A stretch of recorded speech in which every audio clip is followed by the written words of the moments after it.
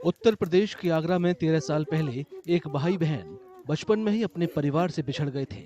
बच्चों की मां लगातार उन्हें ढूंढने की कोशिश कर रही थी, लेकिन गुरुवार को वो दिन आया जब तमाम लोगों की मेहनत रंग लाई और पूरा परिवार एकजुट हुआ।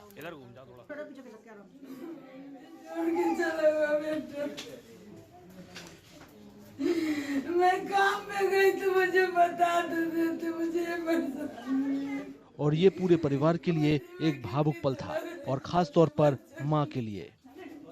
मुझसे मेरी बेटा 1 रुपए मांगती थी।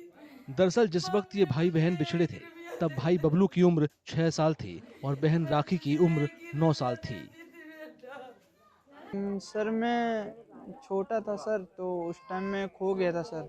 मैं आगरा में ही खो गया था, पर पता नहीं सर कौन से स्टेशन में था। तो वहाँ पर सर चाइल्ड लाइन वाले मुझे पकड़ के सर एक संस्था में डाल दिए थे। तो वहाँ पर छोटे बच्चे थे, मेरी बहन बड़ी थी सर, तो उनको सर मेरी बहन को दिल्ली छोड़ दिया और मुझे लखनऊ यूपी। दोनों बच्चों की मां नीतू पेशे से दिहाड़ी मजदूरी करती हैं।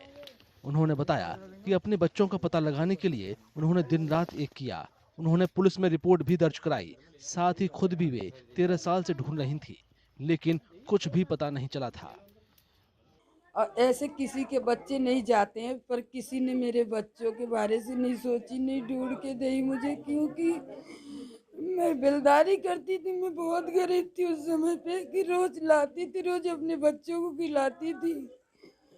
तो मैं उतना ही करती थी कि रोज ढूंढने जाती थी, रोज कभी काम पे जाती थी, कभी नहीं। दोनों बच्चे 2010 में बाल कल्याण समिति को ट्रेन में मिले थे, जिन्हें संस्थान ने अलग अलग जगहों पर भेज दिया था। लेकिन दोनों भाई बहन एक दूसरे के संपर्क में रहे और फिर संस्थान के एक केयर टेकर के अथक प्रयासों के कारण वे अपनी मां से मिल सके।